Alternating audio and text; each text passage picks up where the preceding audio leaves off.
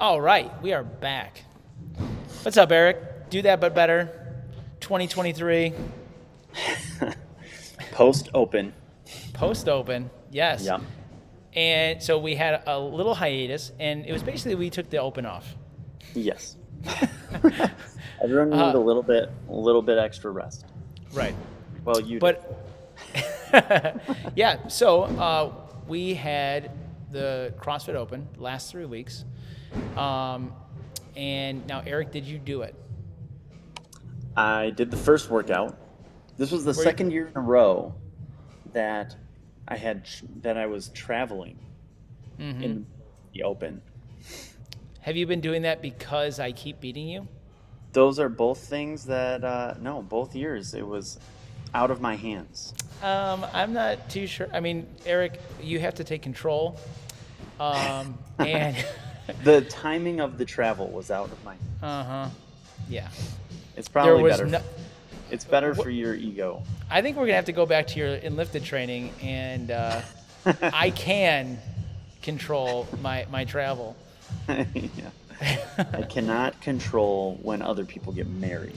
But you don't have Or to when. go. That's for sure. Well, Yeah, so- I mean, it was in Mexico. But yeah, so all right, so you did the first open workout. Yep, which was And- fun.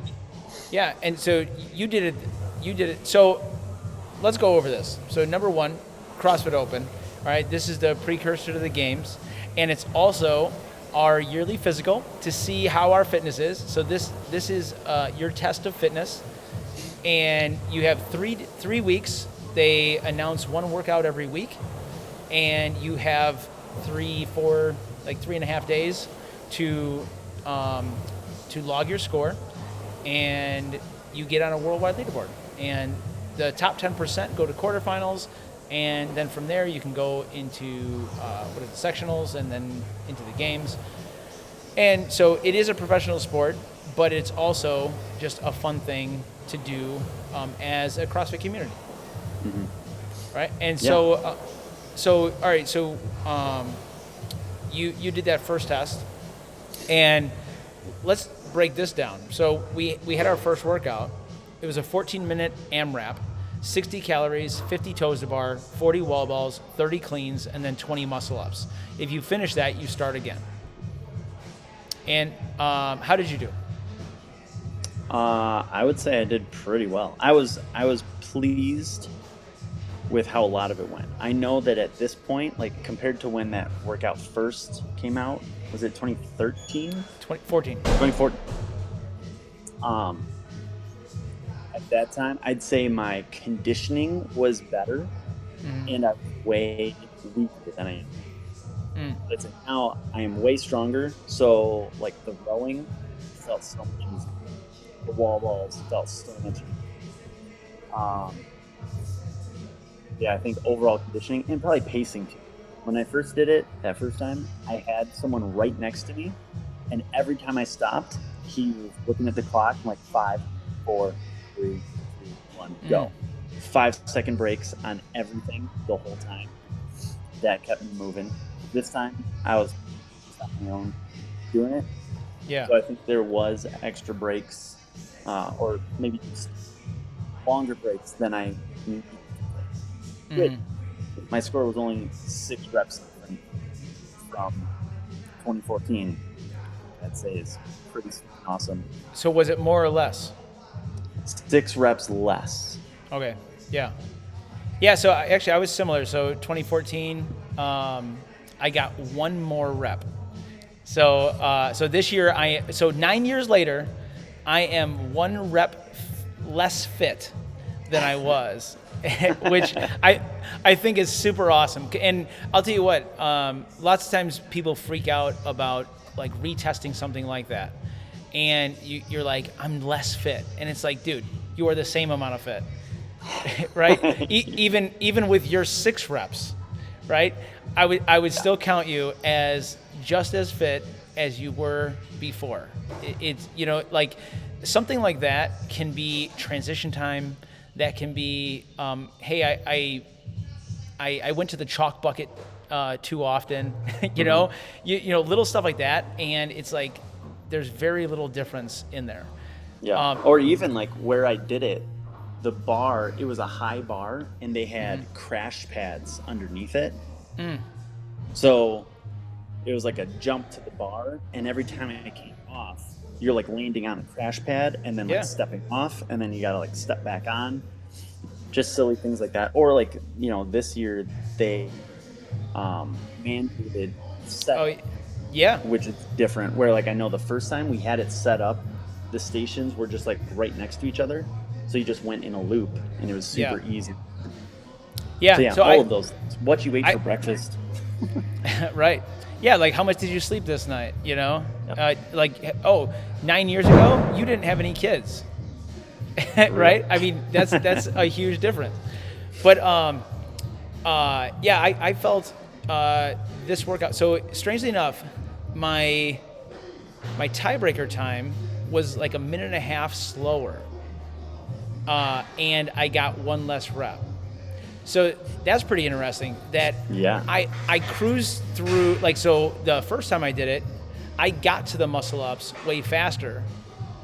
But I got almost the exact same with of the muscle ups on this one. So I did more muscle ups in less time. And actually, so strangely enough, I feel like looking back at it, there was two things that I would do differently. And number one, usually I do wall balls, especially 40, I'm doing those unbroken. And one of the things, like, so I had been talking about taking like little breaks right here. And I think I overdid that. And it actually just made my arms tired. And I could have like just popped them out, because going into those cleans, now I'll tell you what, the cleans were harder than I remember. Like there was something that I felt like those 135 pound cleans were going to be something that I just quickly go through, but they felt so much heavier than what I remember. I was still able to do them. Like I basically did single drop. Yeah. And but it just didn't feel great. I think that was one of the biggest things. So number one, the wall balls, I because of how I can do them, I should have went a little bit faster and been able to do them unbroken. Second of all, the muscle ups, I intended on doing them in singles, but when I warmed up, I was hitting like 2-3 like pretty easily, and when I got to them, I did one and felt pretty good. So I did a couple sets of 2. And I think that if I would have just slowed it, like just done one drop, like do no work coming down, I think that I probably would have been able to keep going up and doing it a little bit faster. I think I got 8, and now, strangely enough, I think I probably could have got 10. You know? Right. And it's like, all right, but who cares? You know? So I thought the exact same thing for myself, where I went up, I got to the muscle ups and did 3, and then 2, and then got 1 and failed 1. And then afterwards I thought I should have just been doing 1 every time. Yeah. And I would have cruised through. Yeah. But now I'll tell you what, I think that this is the coolest thing about the Open is, and I'll tell you what, I went into it with a different mindset this year. Now I had a goal, all right? My goal was to make the quarterfinals, and I wanted to be in the top 500 of the 40 to 44. All right. And actually, I was like looking at my scores relative. You know what? There was one other stipulation. I was not redoing anything. Like, I wanted to use this as a test. Like, no, if this came up, what can I do? Right? Not like study for the test and, you know what, I need to change this, take a little bit less transition time. Maybe I'll do these at 4 seconds per rep, you know? Yeah. I was like, I just want to try and knock this out. And actually, I wasn't thinking I was going to do it. Looking at the numbers now, I should make it. But I'll tell you what, like having that goal was, it actually, like, as you're doing it, you're like, oh man, like should I redo this?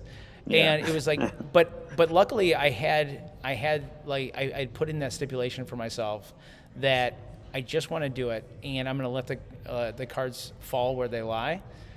And I'll tell you what, this year in general has been hard, right? And over the course of this year, so we were losing the gym, and we had to find a new building, and then we had to repair that new building and get into it. And there was all these things that were like going on. And I'll tell you what, Zach Evanish always talked about don't be disappointed with the results you don't get from the work you didn't do, right? And over this year, I feel like I've done a lot of like old man CrossFit, and it was like, I'm gonna work hard, I'm gonna breathe hard, I'm gonna sweat. There was times, especially with some of the renovations and stuff like that, where I was probably working out like 3 to 4 times a week, just out of stress, out of I'm like, man, I need to go for a walk, and it was pretty tough. And so there was a lot of things that I was not practicing the way that I did. If we did handstand push-ups, I was probably going to do them so I don't know, I sort of messed around with them. I was not doing very much kipping. I wasn't trying as hard, I would have to say. Same thing with weights and stuff like that. Now, strangely enough, I feel like my body has felt a lot better, right? But I also, like, throughout this whole Open, I feel like I didn't have the go, right? Like, I didn't have that fifth gear, like just pain cave. And I also feel like I haven't trained that as much. It's like, nope, I'm going to get done with this workout. I'm going to be breathing hard and go, and be able to recover. Yeah. And that's even, what's his name? Kenny? That coach? He talks about like, like practice, training, and testing, I think. Yeah. And I feel like that's it. Like, I mean, when we were younger, it was or competing. Yeah. Every day was competing. Oh yeah, it was full send. Yeah, every single day. I need to be on the floor, unable to move. Like, I can't sign the sheet. I remember, my notebook, my old workout notebooks were just disgusting because it's like just smeared with sweat and just scribbles, like unintelligible scribbles. I'm like, why did I have to write that down immediately after I did a workout? I'm like, just stupid. And you get to a point where you realize, like, there is a point of diminishing returns on that. Like, it is valuable to get into that space and be comfortable in that space. Yeah. But not doing it every day. Yeah. Yep. And I'll tell you what, I went from doing it every day to doing it often to like not getting to that place and going, I'm going to take a few breaths here and I'm going to give a whoo, and then we're going to get going. But yeah, like I definitely felt that throughout all the workouts. It was like, that's as fast as I'm going. And I feel like if I wanted to go for broke, I was like, it's not in me to do it right now. Yeah. But yeah, so actually, like, that was a cool eye-opening thing. And also, it's got me thinking, like, all right, next year, what do I want? Do I want to get back to that? How often should I be testing? And actually, I just signed up for a competition, which I'm pretty excited. It's nice. Yeah. So just to throw in a little something, because I think going out and playing is really great, and I think that's one of the things that the Open brings out. But yeah. So all right, we got. Well, actually, going back to what you were talking about testing and training, right?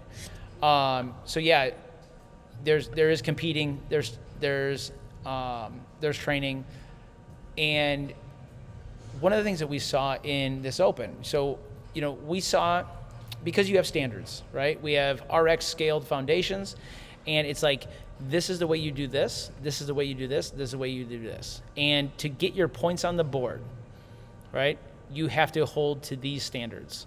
Mm-hmm. And you saw people have to make a choice, right? And actually, there was one workout. So actually, the second two, where you got burpee pull-ups, where you got to get your chin over the bar. The last one, what was the last one? The like handstand push-ups and wall walks. Yeah, double unders, and it's like, hey, you got to choose. And actually, you know what? I think that the first one too, right? Now, although in the first one, most of these things were something that that everybody could do. Well, I guess you got toes to bar. So there was a few questions in there. Actually, we had multiple people like, hey, I can get like 3 toes to bar in a row, but you got 50. Mm-hmm. And so people had to make a decision, right? Because everybody can hit 60 calories at some point. It's just gonna, whether it's taking a short, long, see you later, Kev. Short, long, whatever, right? Everybody can do it. And then you got toes to bar, and with the toes to bar, all right, this is a skill, right? Whether it's flexibility, strength, being able to hold onto the bar for extended amount of time, all those things. But you got knee raises, right? Yep. So now what do you do, right? And in a competition, in a test, to me, it's like you are going to do this to the level that you can. Like if you have the skill, then let's do it, right? Now, one thing that I've heard is like people talk about CrossFit.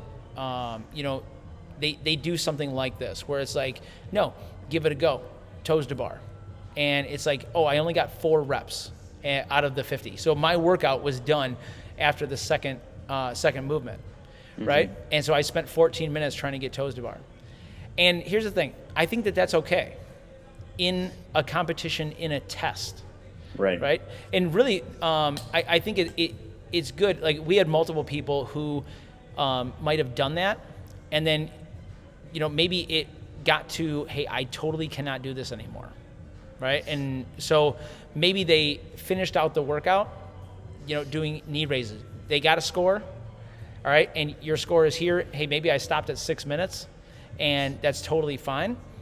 But that is a test. That's a competition. And one of the things I think that was great about the Open is that you start to look at that, and now you do say that I have these movements, but I can't really do them at this extent, like for 50 reps. And I do it scaled, and I get 14 minutes of work the entire time, right?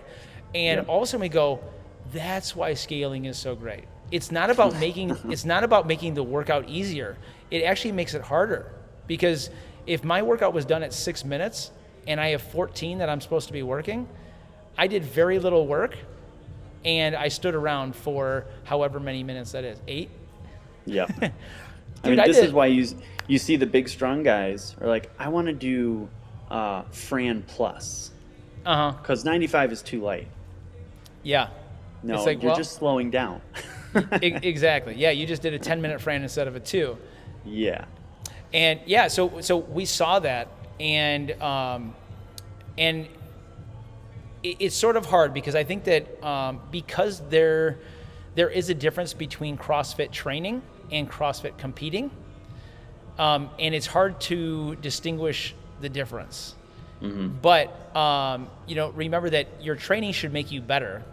Right, and if I'm not doing the work in this time frame, then I'm possibly not getting better at these movements, And so yeah, hey, let's get some hanging knee raises, and you know what? Maybe we're gonna throw in some, in a workout. Let's throw in like 1 toes to bar every 5 reps, right? Mm-hmm. So I get some work on the movement. And then I get some work on volume also, maybe getting my knees higher and higher.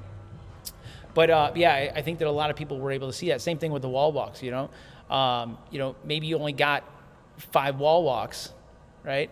And you get your score, And now you go, all right, this is what I need to work on. Now, if that was a workout, it probably wouldn't be a great workout. Right.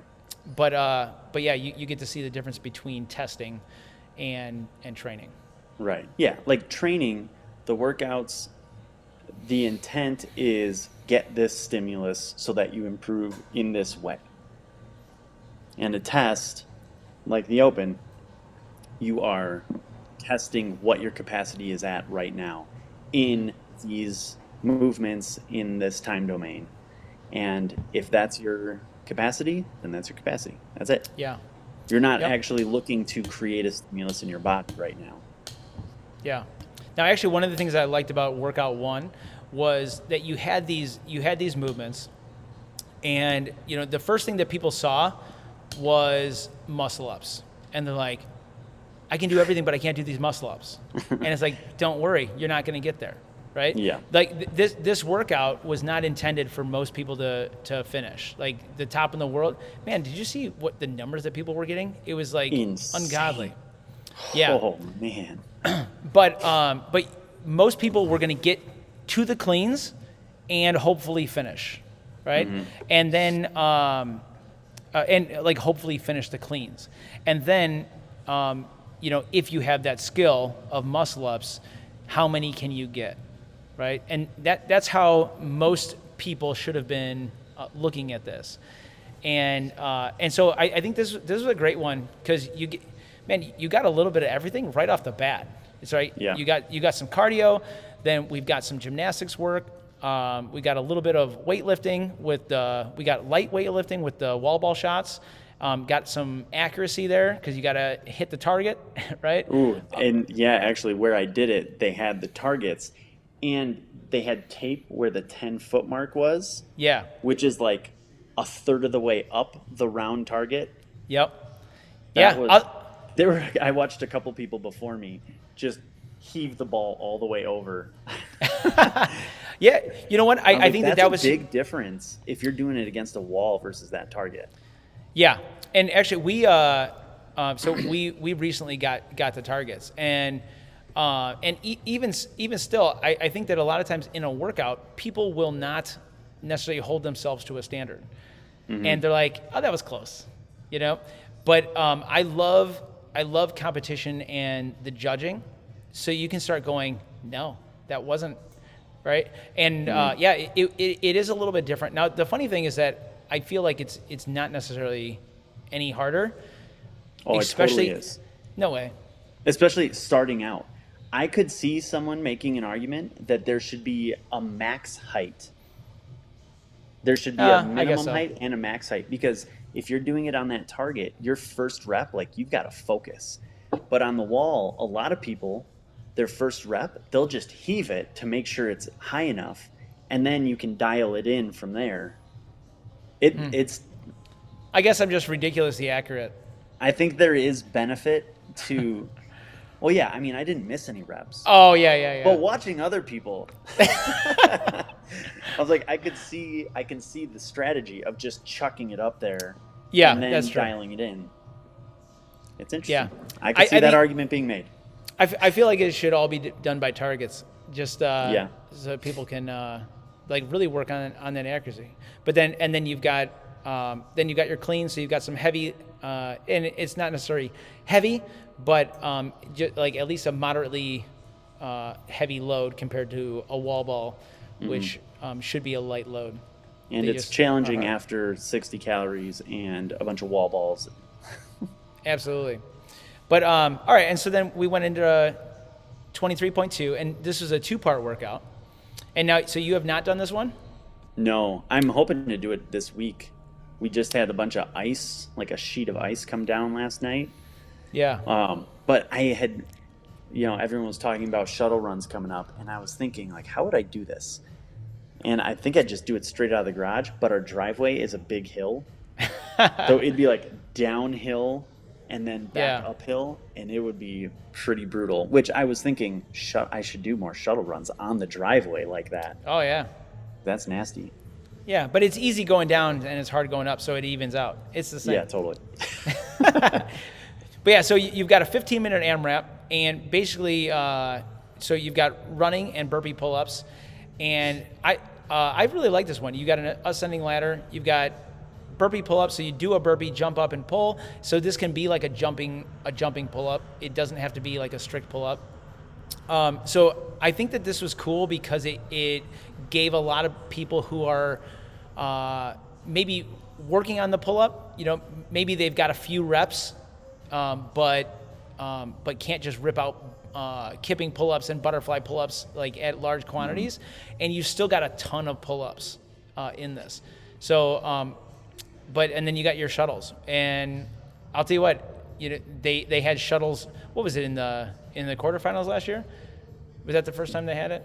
I think so, yeah. But super fun movement, and actually it's something that we do in our programming pretty darn often, and we have for quite a long time, which a lot of people are like, hey, we should have been training these, but it's super fun. And I'll tell you what, I can't believe how sore my butt was.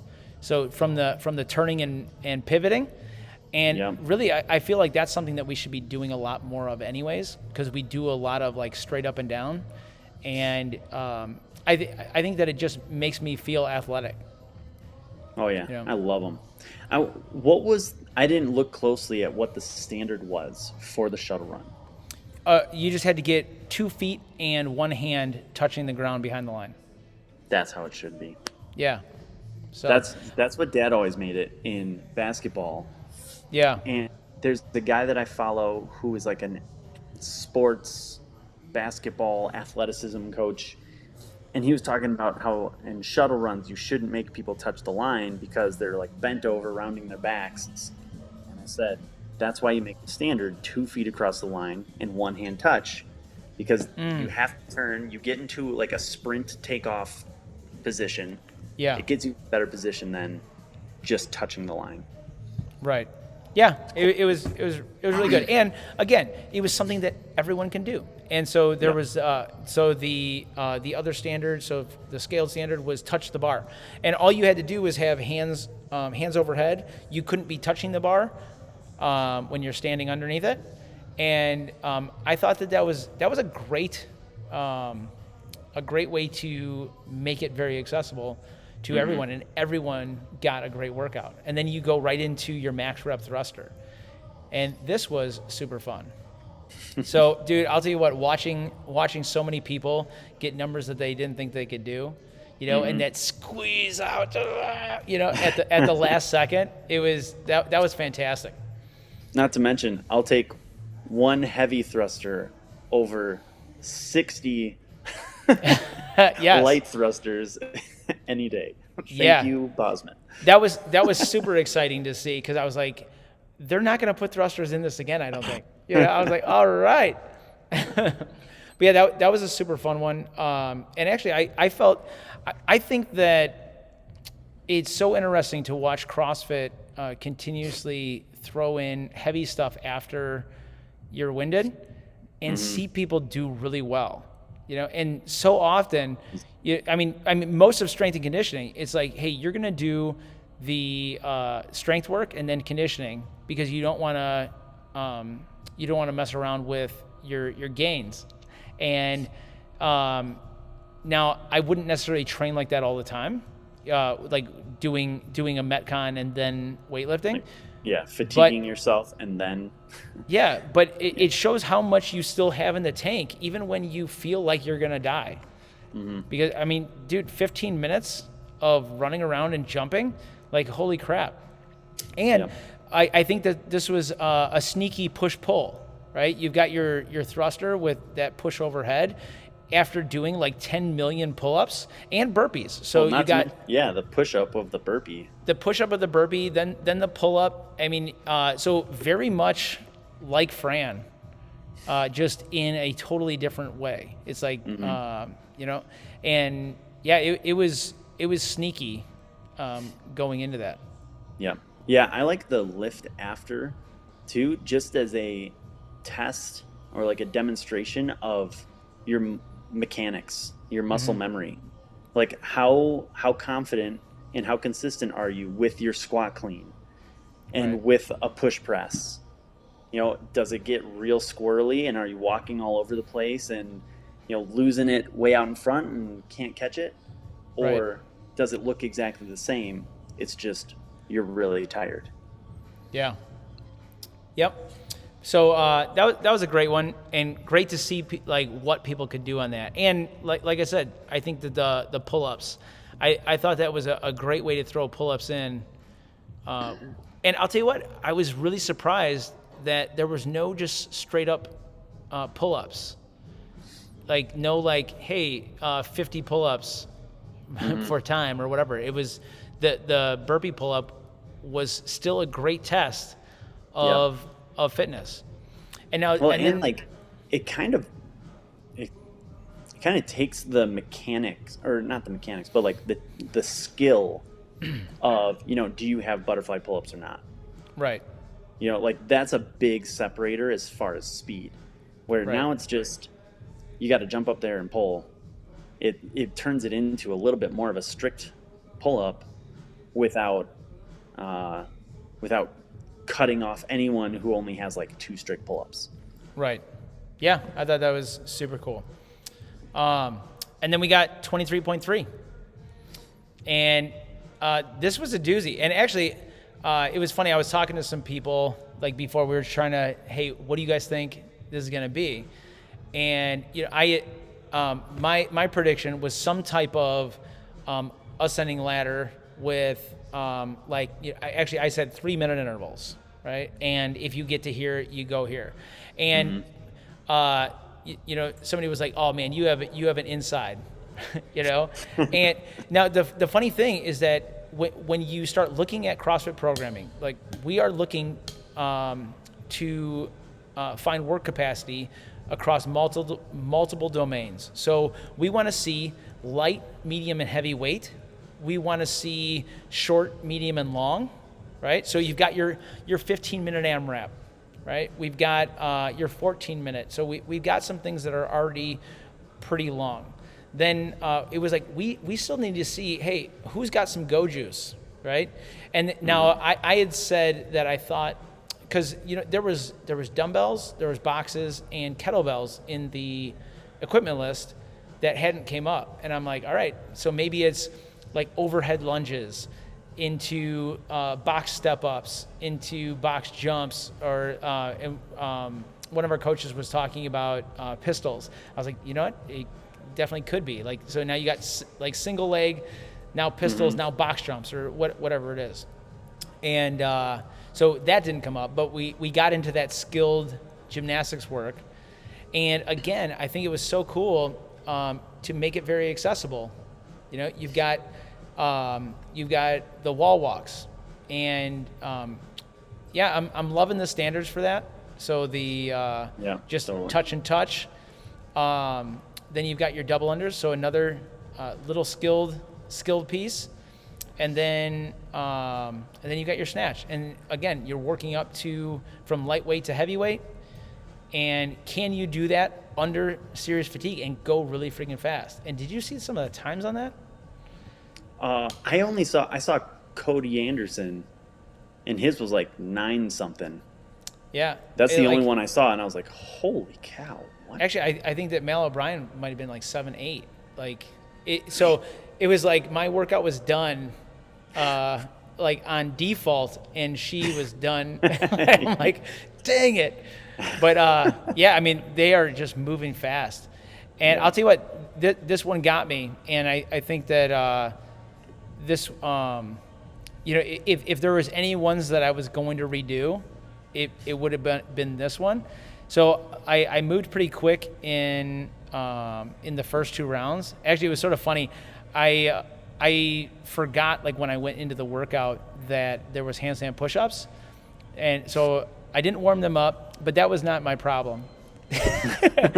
but I think mentally, so when I got done with the first 2 rounds, so the wall walks, like, so I got done with the 135 snatch in like 4.5 minutes. So I had almost 5 minutes to do 20 handstand push-ups, and I got 12.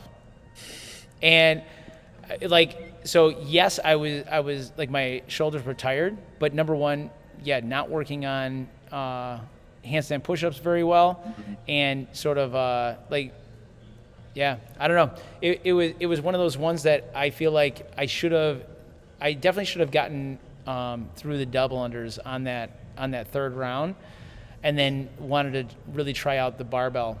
And actually, it felt great warming up. I got up to the 185. I had one miss going up to 185, but then I made it pretty easy. And I was like, oh man, if I get there, I'm gonna get some reps in. And when I saw that I had over like 5 minutes, I was like, all right, this is gonna be sweet.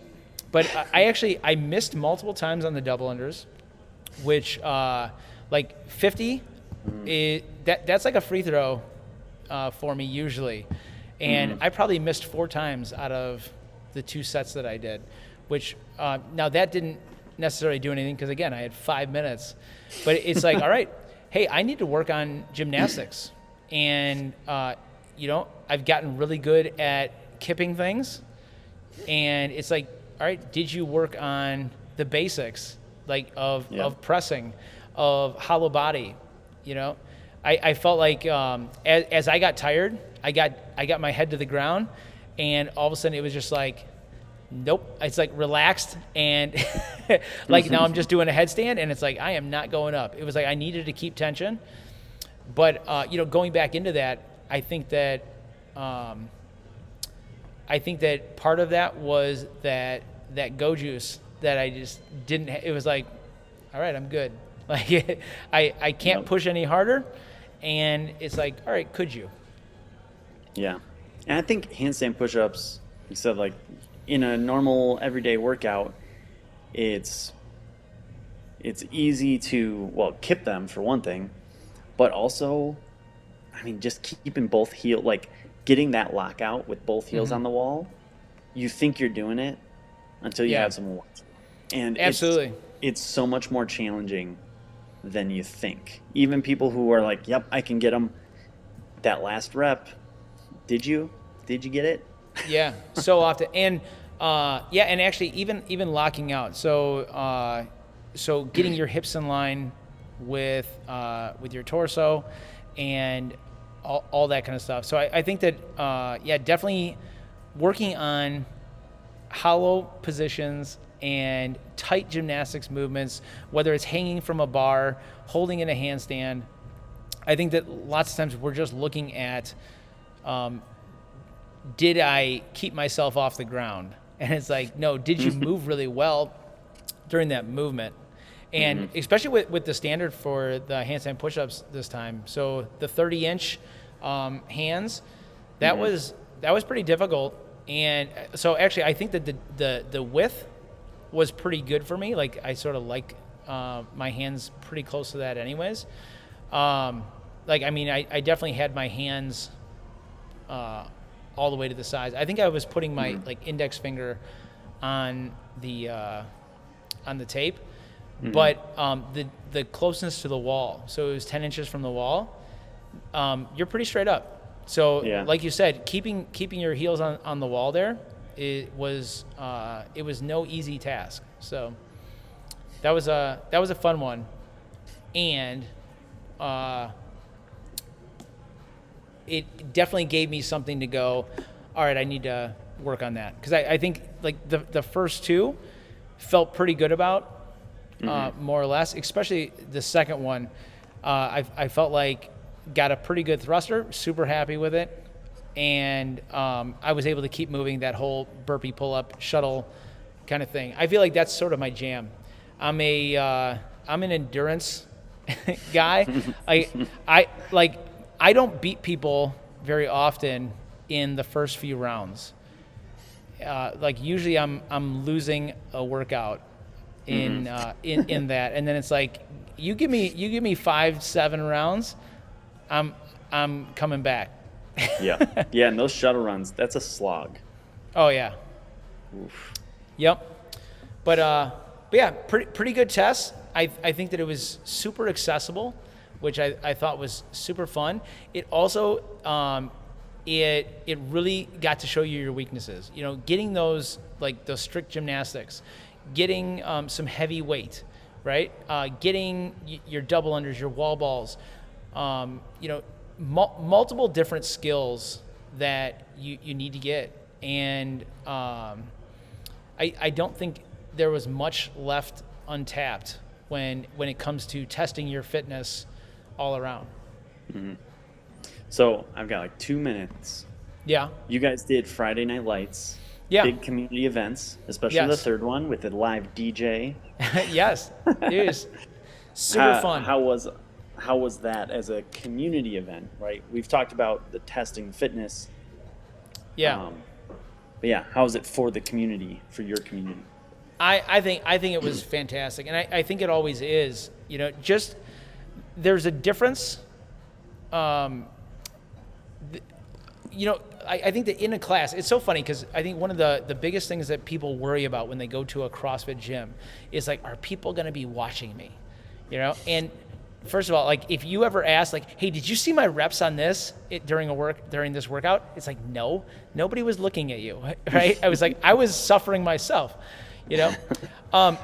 but getting to watch other people and so watching them do the workout, judging them, you get so much more out of it, just in the the aspect of like seeing the look on their face, and going, oh man, I've been there, and it doesn't matter how they're doing it, right? It doesn't matter if it's foundations, scaled, RX, and you go, look at that effort, right?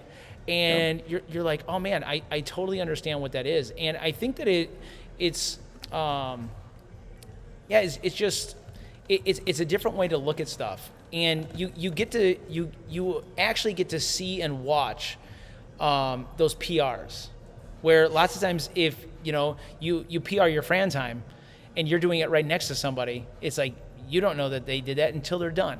But you actually get to see somebody like squeezing out that last rep. We had a few where there was one where they were getting their last snatch like just at the 6 minute mark, and everyone's like, yeah! And it's like, now keep going. It was great, so just like little stuff like that, and watching like the crowd erupt, was so cool. And then being able to just chill out afterwards and talk about it and be like, man, this is where it really hurt, and oh that was easy for you. What have you done? There's just so much more that goes on when you get to do that as a community than if you're doing a workout in a class. And I'll tell you what, so we had the kids do it also, and it was really cool. I didn't get to see this, but Maddie was struggling on the wall walks, and I think it was like the second round or something like that. And like somebody had mentioned, they're like, dude, she was doing it, she was struggling, and she just kept going, like she didn't quit. And they're like, it's really cool to see that. And actually, Liesel, after every workout, she's like Natalie said that she was crying after every workout. And she's like, what's wrong? She's like, it was really hard and my face was really hot, but she didn't stop. And I think it's really cool to see that. And the fact that the kids, like not just my kids, but other people who brought their kids, they got to see their parents doing these hard things, and then they got to do it right next to them, and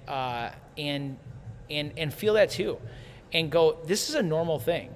And guess what? When you're done, it was really hard, and your face was burning, and all those things. And tomorrow you're going to be sore, and you high five each other, and you go, hey, we did it.